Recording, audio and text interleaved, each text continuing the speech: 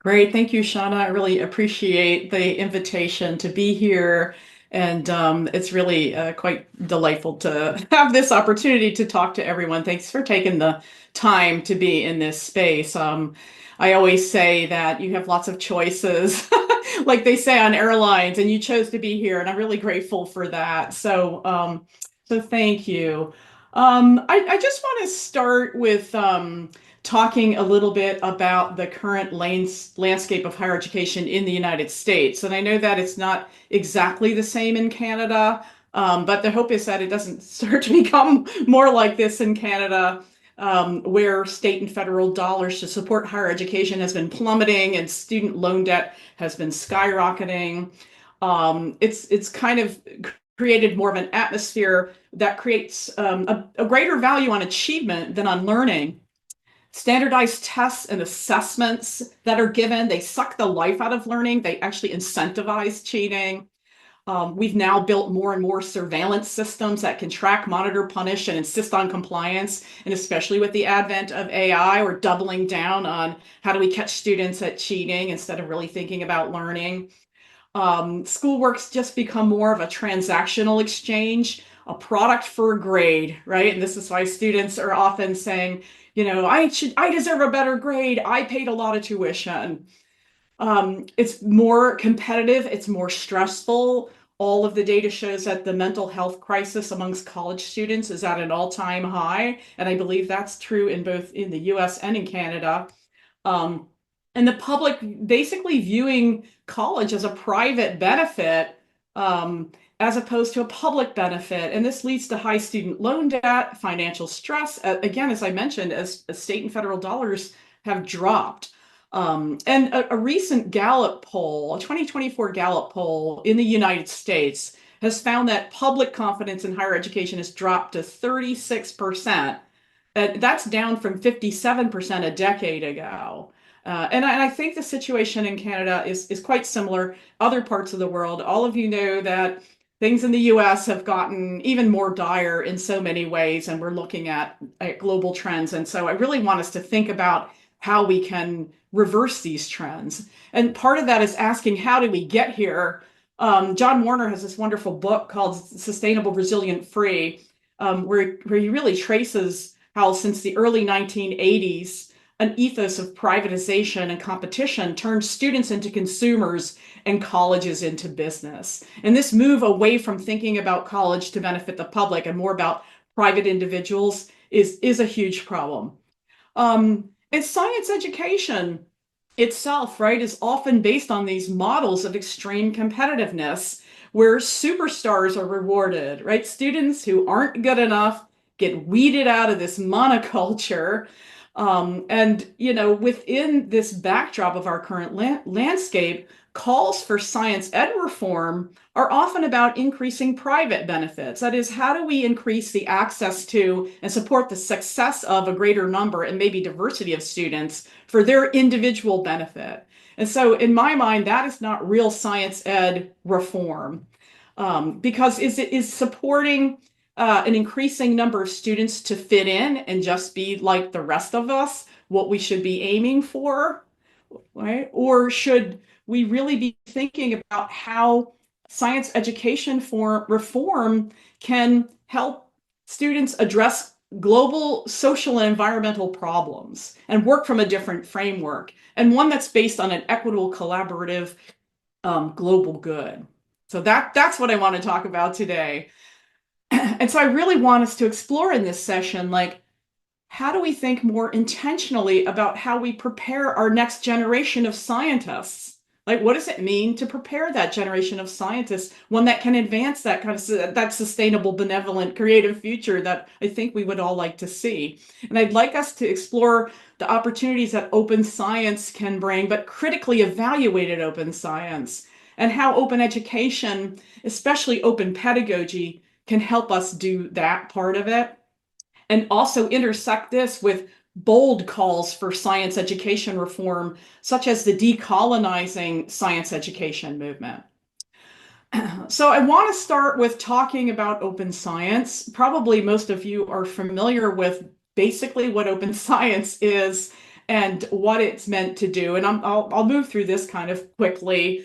There transparency in methodology, in observations, in the collection of data, the public availability and reusability of data, public accessibility and transparency of scientific communication, using web-based tools to facilitate scientific collaboration. And we could probably add more to this, but these are some of the main pieces here. And so the question becomes, why do science openly? Why do this? And you'll often see things that get cited, like it can make science more effective and be more ethical, right? It can be more effective by promoting interdisciplinarity, collaboration, working across borders, even borders between countries. It can increase our range and the extent of our knowledge, amplify our collective intelligence, increase our cognitive diversity. I love that phrase and the idea of increasing cognitive diversity, a cognition that's greater than any one of us as an individual, giving us greater chance for breakthroughs. And openness can be the sunlight that helps identify unethical behavior and questionable research practices, a reproducibility crisis. And so we can think more about, like, why do science openly in other frameworks? The way in which we think about societal benefits, public knowledge access, moving science away from being dominated by commercial interests. We can increase public trust of science and scientists. Okay, so let me put that back on for a minute, because open science isn't new, right? It's been around. People have been promoting these ideas of why open science has so many wonderful advantages. And so the question becomes, like, why is there a lack of adoption of open science on a large scale? You do see a few individual scientists here and there doing it, but for the most part, this is not our norm. This is not the standard. This is not how we do science in the United States. It's not how we do science in most of the world. Some of the reasons that you'll see cited is there's lack of incentives for promotion and tenure, pressure for publication quantity and publishing in the right kind of journals, disinterested in negative and replicative results, like why are we going to publish that? Awards really go to individual superstars. As much as we talk about collaboration, we don't really award collaboration in any real tangible way. Fear of being scooped. I'm going to put my data out there and you're going to take it from me. Concerns about standards, if it's not going to be as good if it's not in some high-paying journal or wasn't vetted through some process.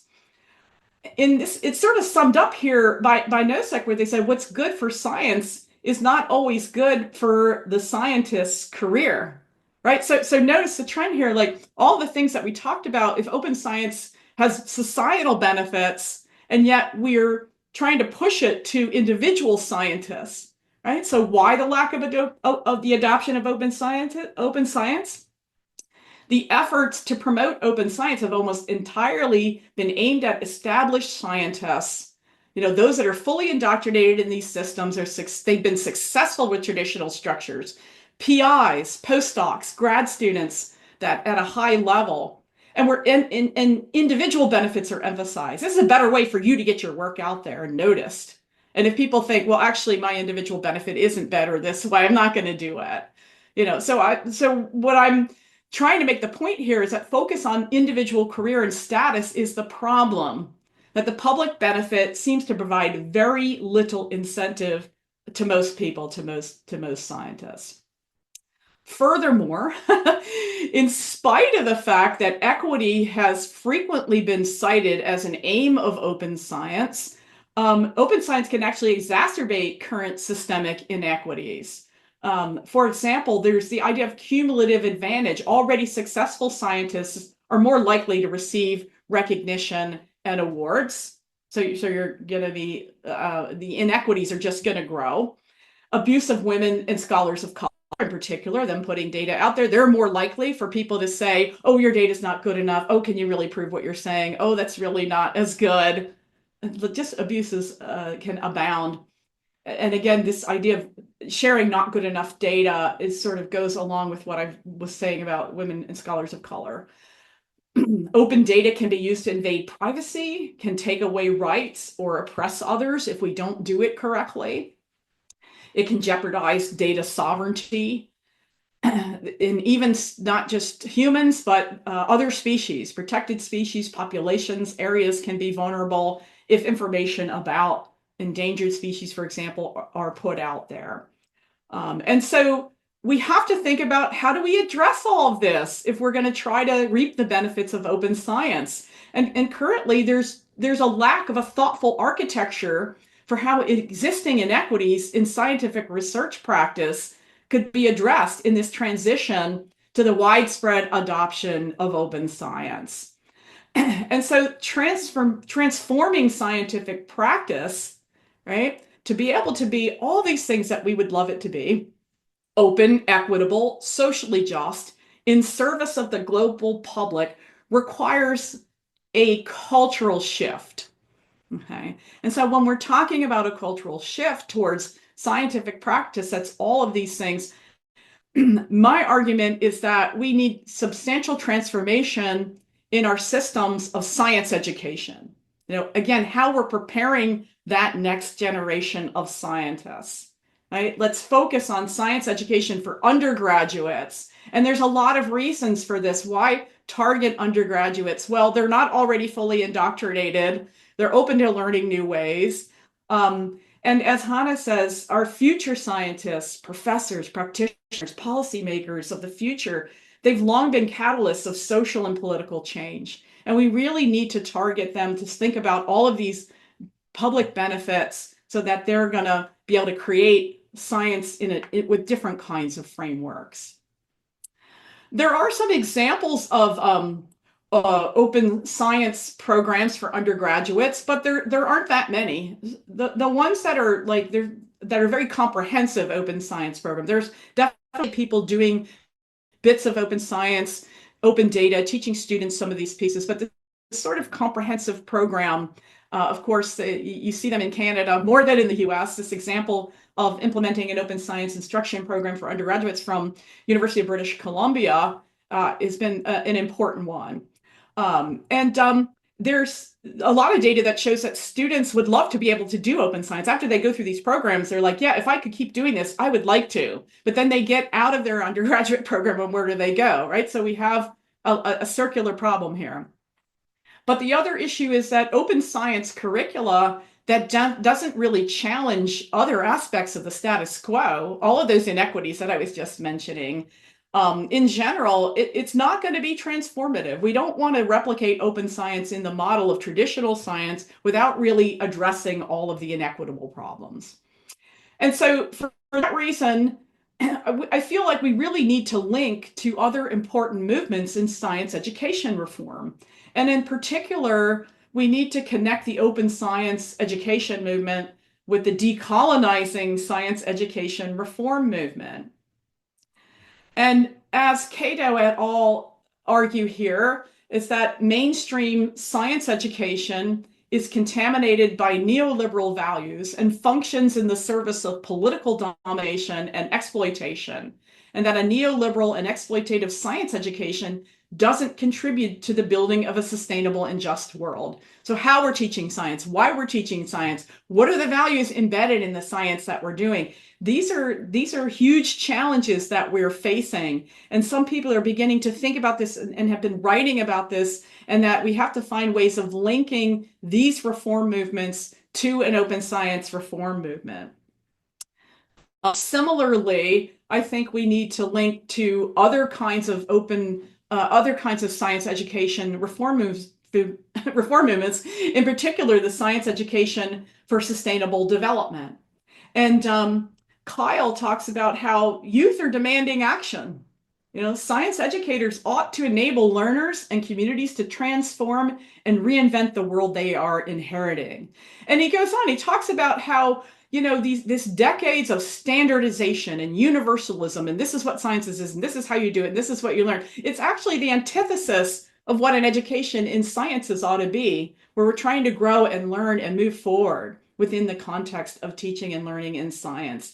Science education ought to be a primary vehicle for addressing the current and emerging global challenges that are facing humanity. We need to prepare our students to be thinking about how to do this, why to do this, and in particular, how they can do this in the work that they're doing and within their communities.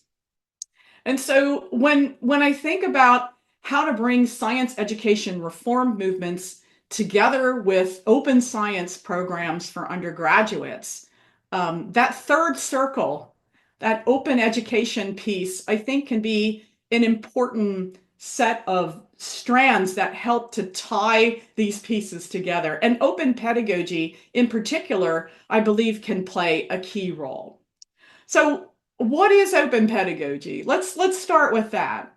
And I want us to think about how often the emphasis in open education and on OER is about making stuff, about creating OER. And open pedagogy often becomes about students helping to create and share stuff.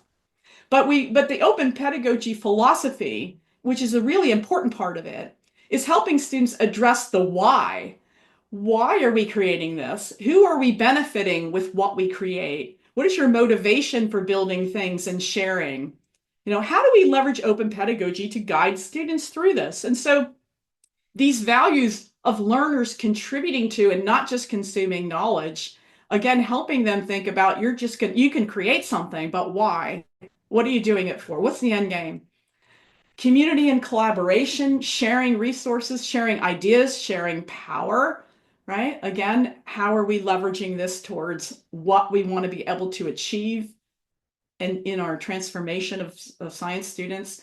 Connecting them to the wider public, working for the public good is an important piece of what open pedagogy is about. Why am I sharing this to anybody else? What's the point? Is it to get me fame and recognition, or is it because it can actually serve a useful public role? And students having agency, learners driving their own processes of learning. Students in my biology class would tell me all the time, like, I want to make it better. I want to change the world. I want things to get better. And often they come into college and they're super excited about what they're learning and what they're doing. And by the end of it, we sort of snuff the life and enthusiasm out of them with hordes of standardized tests and grades and things that basically just demoralize them instead of help to motivate them to create that world that they want to create. There was a really interesting video produced by an organization, the CSSE, and they filmed this young man who was an incoming freshman at a college, and they asked him, how he's feeling about college. He's like, I'm super excited. I'm going to wait to learn stuff. I'm going in. I'm going to do all this stuff. Then they filmed him a couple of weeks later as the semester came in. And he was like, well, yeah, it's okay. I'm struggling a bit, but I'm still kind of excited about it. Then they filmed him a few weeks later. He's like, it's been hard, man. It's been hard. It's really having a hard time. And then by the time they filmed him at the end of the semester, he dropped out. Right. So we take an enthusiastic student and we basically take away all of their enthusiasm and energy by whatever it is that we're doing in our college classroom. Okay, so I want to talk about AI for a second because of course we all have to talk about AI all the time now. But I want us to think about the AI in contrast to what AI does and what it doesn't do. And this quote from David Brooks really struck me quite a bit. Like, the most important thing about AI may be that it shows us what it can't do. And so it reveals who we are and what we have to offer. And what I think is that open pedagogy can really be that key in thinking about who are we? What do we do? What is it that AI actually can't do? And some of these really important things with open pedagogy, we can teach our students to do the things that AI can't do. For example, discover their motivation to learn and contribute. Why are you here? What do you want to learn for? And helping them see it's not just about, oh, let's just go get a job, get out there, make money, and let's replicate the dysfunctional society that we already have. Like, what are your motivations in terms of how you want to see the world be a better place? Instill a joy of writing. And no student would just feed stuff into AI and pump out a paper for a grade real quick if they weren't being pressured to. if they could actually find that writing is a joyful experience because I have something to say and I want you to hear it and I want it to be me. I want it to be my voice. I want it to be about what I have to say. And we can help them figure that out, develop their own distinct personal voice. Who are you? What do you have to say? This is not anything AI can really do, except in contrast. Well, AI spit this out, so I want to say something else instead. Cultivate their creativity, spark ways for them to be unpredictable. AI works by predicting the next word that's going to happen, right? So, how do we help students to be unpredictable in terms of what they're going to create? Finding empathy with others. This is what we as professors need to do with the students in our classroom. These kinds of skills, often denigrated as soft skills, motivation, compassion, empathy, creativity. These, I think, have to be at the crux of what we actually do in our college classrooms. Thinking critically, of course, that's always been part of it. And open pedagogy can do this even more deeply because they're not distracted by other kinds of things. And addressing the systemic inequities. So all of those problems, those inequities, those things surrounding open science, which are basically about inequities in the world at large, is something that we can do using open pedagogical approaches in our classrooms. And so when I think about how open pedagogy can help tie together these threads of the decolonizing science movement, transforming science ed movement with sustainability focus, what are the impacts on open science education that open pedagogy can bring? Well, it can help students address the inequities in open science, all of those that I mentioned and more that I haven't even listed there. Grapple with the complexities of data sharing. What does that mean? Why is it problematic? How do we do that better? Work to amplify voices of marginalized groups. How do we get together as a class and figure out how to do this? Bring in a values-focused lens to science. Why are we doing science? What are the goals of our science? What is it that we're trying to create? How are we trying to improve the world? Who are we doing this work for? Always has to be the question. And consider deeply the global impacts of science. Whatever science that we're doing, how does that affect people around the world in all nations and in all places of the world? And so when I think about open pedagogy and certain kinds of tools that can be useful for this, I still think students writing on their own websites and this project called Domain of One's Own is still a really powerful tool. Just giving students a space on the web, asking them to interpret, speak, and share from their own perspectives, especially marginalized students. This is an example of a student who was in one of my human evolution classes, and we were talking about how the genetics of skin color, and then how does that translate to the social construction of race? And so she wrote about that, and she wrote about that in context of her family and how she felt about it as a person. She wrote this thing about 50 Shades of Brown. So she's learning Mendelian genetics, and she's learning about polygenic inheritance, and she's thinking about the social construction of race, and she's writing about it, and she's sharing it with an audience that might just care about it like other students. This is part of the goal of open pedagogy.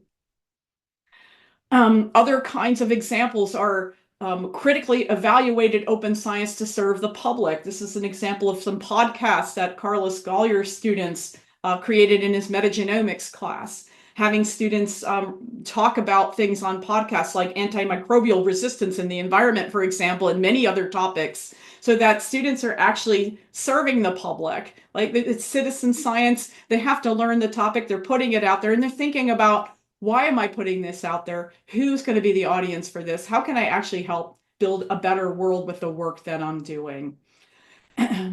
Wikipedia is long touted as an important tool for people doing open pedagogy, getting students in there to edit Wikipedia, taking out sexist language, promoting the voices of people of color where it's not there. And this is an example of a really interesting website called whosknowledge.org. And It's this global campaign to center the knowledge of marginalized communities. Imagine taking your students and having them find the ways in which they could connect with a campaign like this on Wikipedia, the biggest OER on the planet, like the biggest audience they're ever going to have. And so that's why this organization is doing this, reaching people of all ages and educational levels directly through the internet. It's this bottom up gateway approach. And again, in the world that we have today, more and more and more, this is the kind of thing that we're going to need to be able to think about um, surviving in contexts of fascism, surviving in ever increasing global climate change. We desperately need our future scientists, our future students, our future politicians to start doing a better job.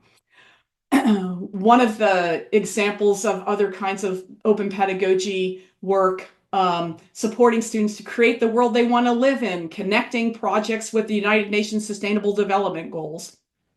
And I'm not just talking about one-off projects. People are like, oh yeah, my students do that. It's often a side assignment. It's an extracurricular activity. After you've memorized all this stuff, you've taken 3 tests and you've done all, then you're basically completely exhausted. Why don't you do this project on the side or as for 10% of your grade?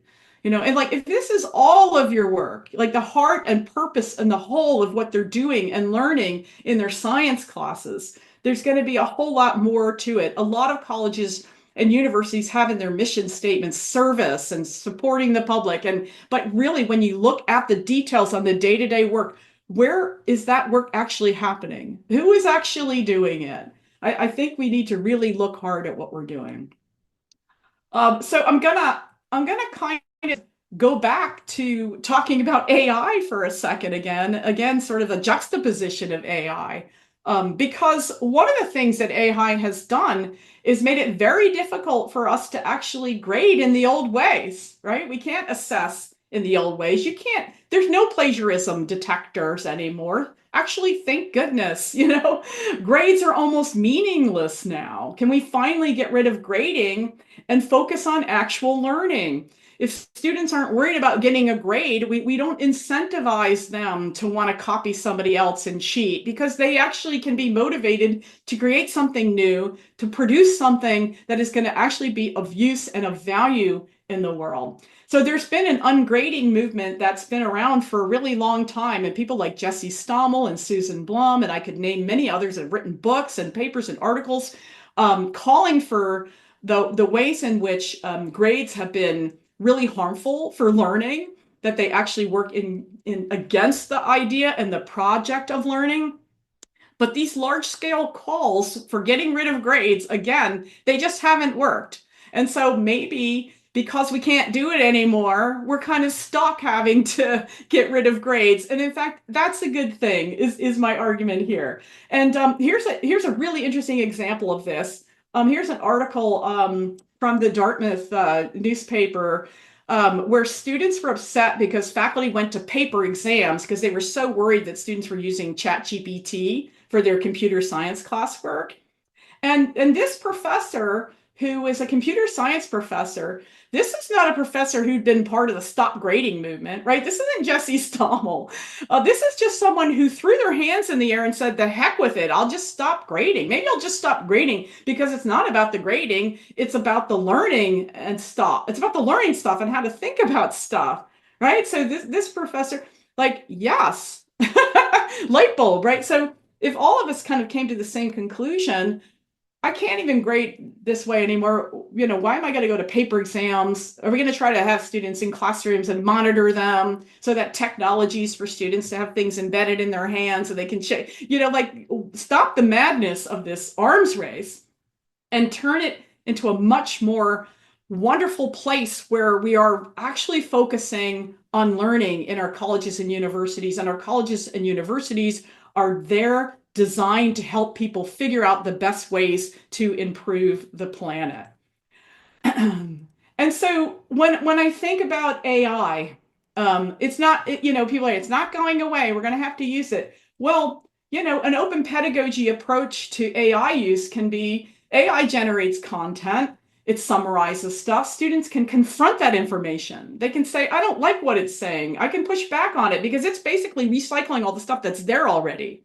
So how can we say, AI is spitting this thing out, but I have a different idea about it. So let me go into AI and see what it's talking about and how I can do better than that and think differently about that. Because somebody's not just grading me on my sentences. They're actually helping me figure this out. Motivating students to actually build future AI tools. Our students are not just using AI, right? Our students, our future students are going to be making AI tools. Like, what kind of AI tools do we want to see? They could actually make AI tools that support a socially just and sustainable world. And I know y'all think I'm crazy idealistic and optimistic, but it's possible, right? This is not out of the realm of possibility for students to actually push back against AI content, want to do different kinds of things, actually use AI to help figure out their ideas in juxtaposition, and build AI tools that actually do a better job than the ones that they see, which help people cheat and such. And writing in their own voice, because I have something to say. And I want to make sure this says what I want it to say. I'm not just completing an assignment for you. AI can actually support students writing in their own voice. And there is this really cute example, which is from the Hechinger report, where these were a bunch of high school students, and they had produced some work and they put it into ChatGPT, and they said they thought it sounded too perfect. It sounds like a robot. One team said, we asked ChatGPT to edit our work, and it took out all of our jokes, so we put them back. Like this is a kernel of what I'm talking about. Students contrast their own writing and generic version, and they discover what their own voice actually is. And again, discover that joy and motivation for writing. And so I want to just say, and I'm going to kind of end a little bit early so that we can have a good conversation and we can add some things to a document. If we think about how we transform science education and transform scientific practice, that can help us build a socially just and sustainable future. And I want us to think about how we can do these things today. And finally, I'm going to end with this quote from Ruha Benjamin, who asks us to remember to imagine and craft the worlds you cannot live without, just as you dismantle the ones you can't live within. So we're very good at saying this has to go and that's really bad and this sucks and let's dismantle that. But what are we building in its place? And whose imaginations get to have a say? Is it Elon Musk? Is it Mark Zuckerberg? Are those the imaginations that get to create the future world? Or can we allow our imaginations and help to nurture and cultivate the imaginations of our students to be able to build a world that's more egalitarian, less extractive, more habitable for everyone and not just a small elite? Help students create this caring, sustainable, socially just world that they actually want to live in. So thank you. This next slide has a link for discussion and sharing. I also want to, if you have a second to copy that down, I can put it back in a minute too, but I want to talk about this project called ORCA, the Open Research Community Accelerator. And with apologies to my colleagues in Canada, ORCA is coming out with some grants for institutions in the United States for non-R1 institutions. They're trying to promote open science and open scholarship in institutions that are not R1s, that are working with students to help them figure out how to do open science, encouraging, engaging diverse voices, perspectives, expertise. So be on the lookout. orcaopen.org. In January, they're going to announce these grants that will be about $15,000 a piece. So it hasn't officially hit the rest of the world yet. So this is a sneak peek for all of you that can maybe get a $15,000 grant to figure out how to create an open science program in your own institution. And definitely email me if you lose track of this, be in contact. I'm happy to help you through what that means. That bit.ly link goes to this document here. open education and open science. It's just some questions for reflection. And it's an open document. I want people to think about the things that I talked about here, and hopefully what we're going to discuss in a minute here from people asking questions and putting answers on this document. You can put your name. Maybe if a lot of people write in here and add their name, we'll publish it somewhere. We'll figure out where to post it. It's already decided of a non-commercial share alike license. So that's there. And again, that is at this link. If you'd like to find that, think about it now, think about it later. And then I'll stop the share, Shauna, and then we can have a little discussion.